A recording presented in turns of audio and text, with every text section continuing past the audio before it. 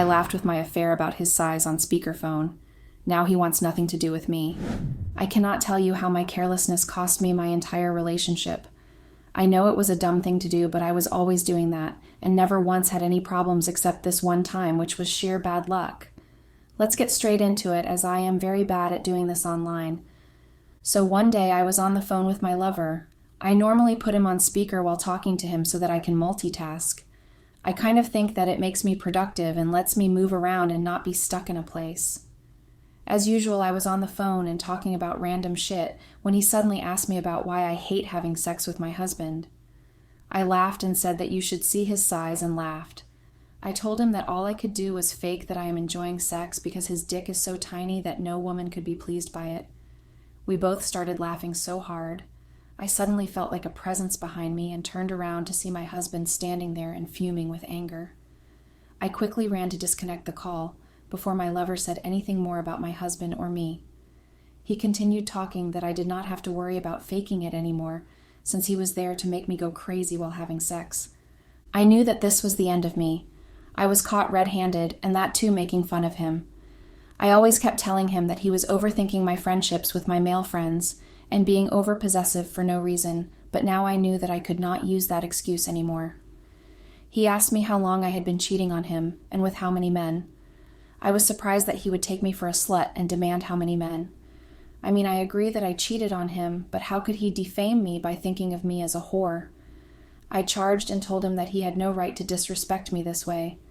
He laughed and said that he was not the one sleeping around and the nerve I had to even defend my actions. He said that any woman who sleeps around with other men apart from her husband would be considered a whore, so there was no need for me to react this way. I was obviously angry with such humiliation, but I knew that he was doing it just to make me angry because I called his dick tiny in front of another man. It must have hurt his ego, and shaming me was just his way of getting back at me. He then told me that I never answered his question, so he would be open to assume that I lost count of the men that I slept with, which was not false, to be frank. I got furious and told him to stop talking nonsense. There was only one guy that I had been cheating with for almost 2 years. It was all his fault because he was the one who was unable to satisfy me in bed. He told me that maybe I was the one who was so repulsive that he did not feel like having sex with me and was trying to get it over with every time we had sex. I was mad at him at this point for calling me repulsive. I knew that I could make any man go crazy with my skills unlike him. I told him that since he had nothing to say for himself, he was just trying to defame me to make himself look better. We had a screaming session for a while where we both slandered each other. Trust me, it never goes well when you both are just screaming at each other and passing vile comments for no reason. We completely forgot what we were talking about and just were making no sense. After a point, he said that he did not even want to have a conversation with me after what he heard and just left.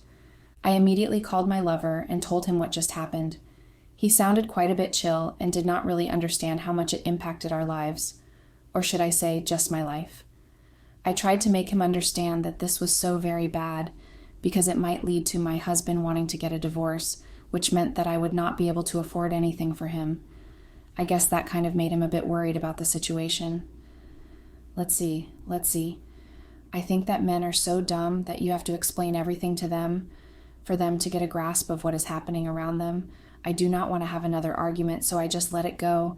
And I told him that he needs to come up with some kind of excuse that I can give my husband so that he does not cut me off. I was very confident that if I begged him with a few puppy face expressions, then he might forgive me and change his mind and not get a divorce. In my head, I made a pretty good impression on my husband where I made him feel like he could not live without me. I guess it was just in my head after everything that he started doing and the way he was behaving. I told my lover that we had been caught red-handed and my husband has been adamant on getting a divorce. He said that maybe I should try persuading him to not get a divorce as there was no way he could take care of me and my expenses. I told him that I know that he himself was unable to manage his own expenses, so I was not even expecting him to take care of me. I was a little unhappy that my lover not once told me that he was here for no matter what, but what was I even expecting from a fling? I just dismissed it, that maybe because of spending too much time with him, I was starting to have expectations which I should not have. I begged him to not divorce me and remove me from his life, but he said that since I claimed that he was never able to satisfy me, it would only be better if I find someone who could. I told him that I was not serious and was just telling all that crap to make my lover look better and be happy that he was so good in bed.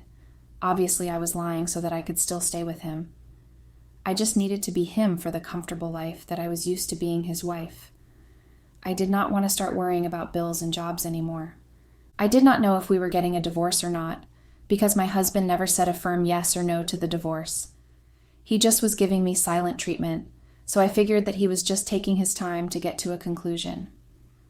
As we were staying in the same house with no communication, my husband kept pestering me and taunting me at every chance he got, saying how can a person be so shameless to live in the same house even after being caught red-handed. I decided to ignore it and show patience if I did not want a divorce. I knew that maybe after a few days, he would be done with hating me, and then we could work things out. Moving out would only mean that I am too guilty and that I do not want to mend things.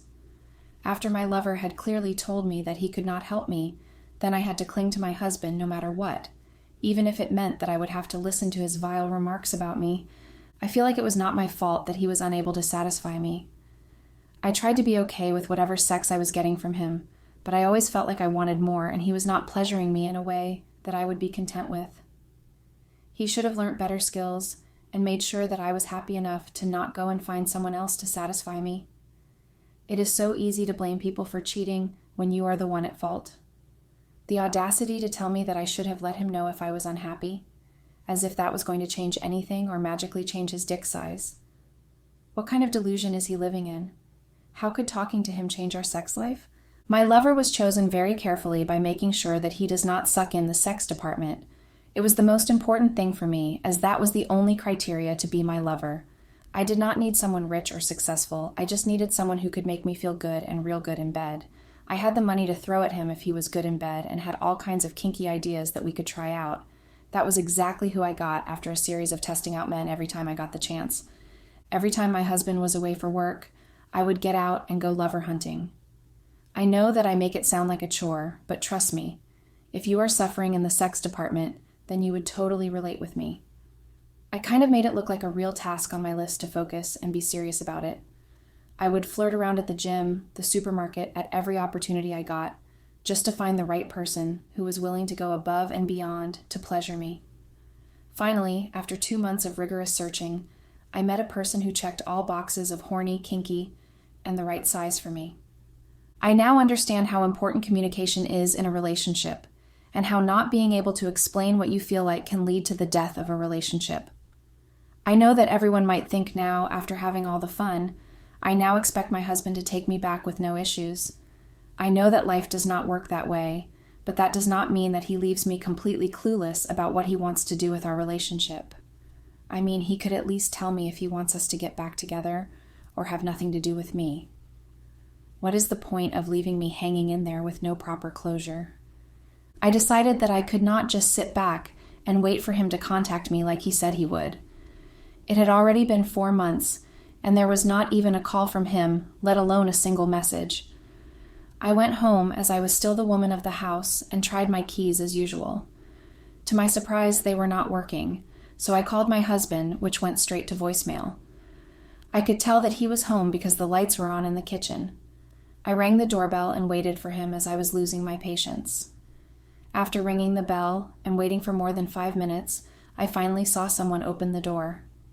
It was not my husband, so I figured she must be the cleaning lady hired to take care of the place since I was not home. I told her that I would be waiting for my husband to get back and that she could get me some tea while I wait.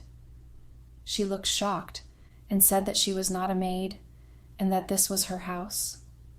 I looked at her in disbelief and said that this house was under my husband's name, and she was just conning people by lying that this house belonged to her. She said that she already bought this house about 2 months ago and had been staying here since then. I should probably talk to my husband and sort it out.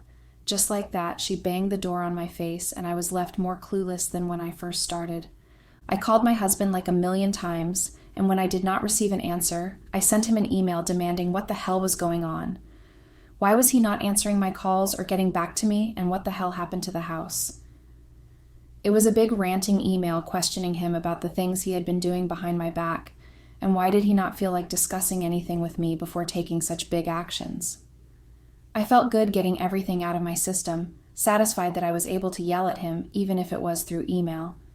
I sipped my coffee and sat there waiting for a reply, as I knew that he would definitely reply, as I ruffled a few feathers there. After waiting for 2 days, I got a reply that since I did not believe in communication, he decided to do things that he thought were right. He replied that I made it very clear to him that talking to each other was of no use if one of us decided to do something. He learnt that from me and was simply implementing the same. There was no reason for me to react this way, as this was completely his decision, because the house belonged to him. He said that he was blocking me now since he did not want my presence to ruin his life anymore.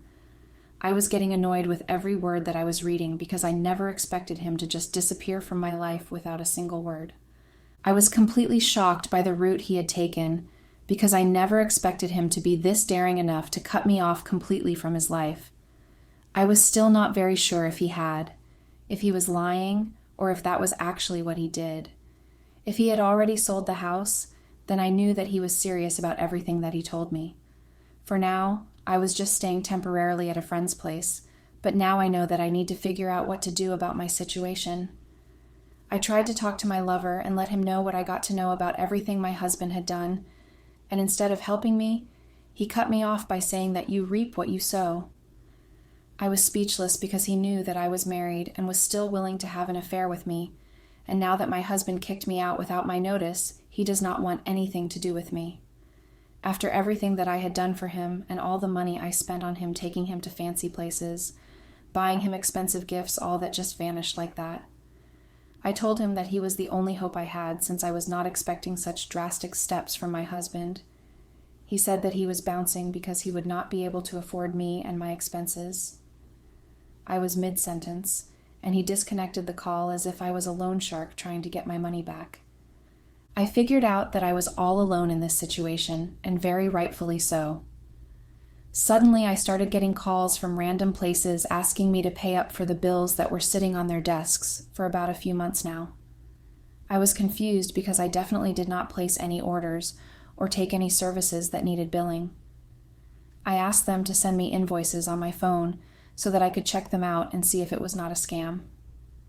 The receipts were under the address for our house, and my lovely husband had placed all the bills under me for the cleaning services, the moving services, and all the goddamn services that you could think of under my name and number.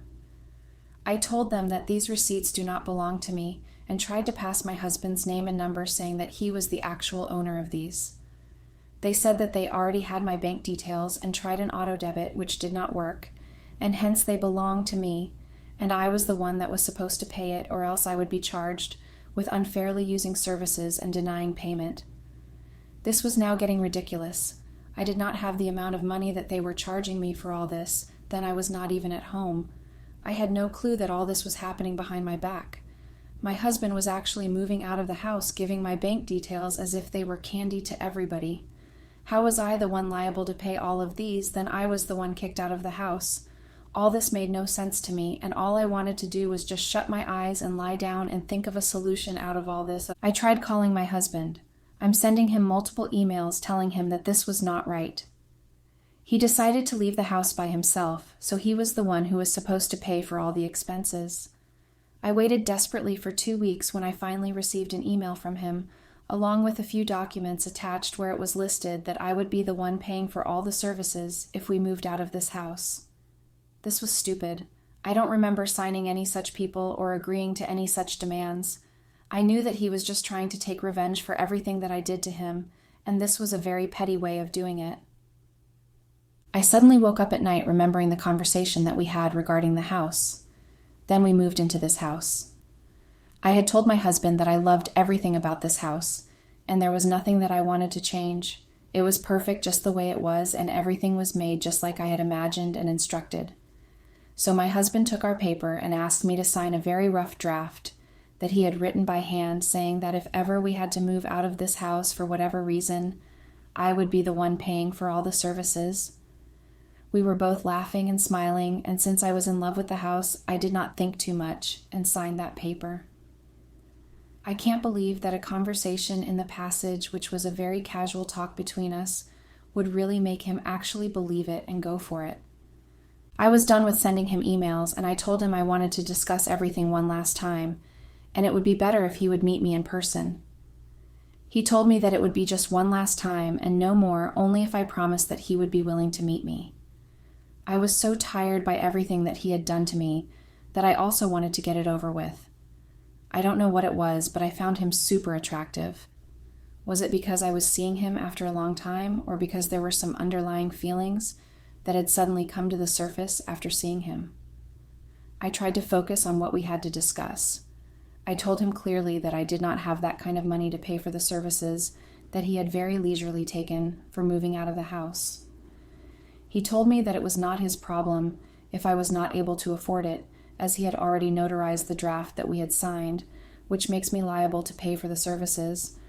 Since I always like doing brave things, he gave me another suggestion that I could either pay or, spend some time in jail with a few hot jailers if that was my thing.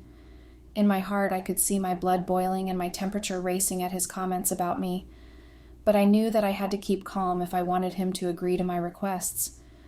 I told him that I was extremely sorry that I had to cheat on him for my own benefits, but I would really appreciate it if he would pay for the services, because he knew very well that I did not have the money for it.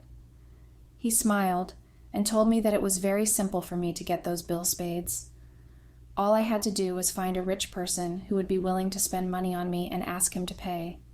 That's it. I could not take it any longer, and I told him how long he was going to hold it against me that I cheated on him. I reminded him that he was the one who was unable to satisfy me, and that was the reason why I had to go and find someone else. He said that I could tell myself all kinds of lies to justify my actions, but the truth was that I did cheat on him, and he was never going to forgive me for it. He reminded me that we were still married, so there was no point in me trying to find someone else to ruin his life, as he would always keep reminding me that we are married. If there was nothing for me to discuss, he said that he wanted to leave and cleanse himself. I was about to say something, but he paid and asked me to keep the change and left. I now completely understand how wrong I was to think that talking to my husband about my needs and desires would not help our relationship in any way. It would have brought us closer if we talked openly about what we liked and what was missing. All I did was only bother about him providing me with everything that I needed materialistically. Now, when I look back, all that did not even matter, because all I needed was a man who could care for me and look out for me and even cheer me when I am down. That is all I had to say for now. Basically, I feel like you guys are my silent listeners without judging, and I also have no else that I could talk to about all this. I am very grateful to you all for being in my life and going through all of this together with me. I feel like you are the only true friends I have right now with whom I can share the things that happen in my life. Thank you for always being with me and just staying along in all this chaos.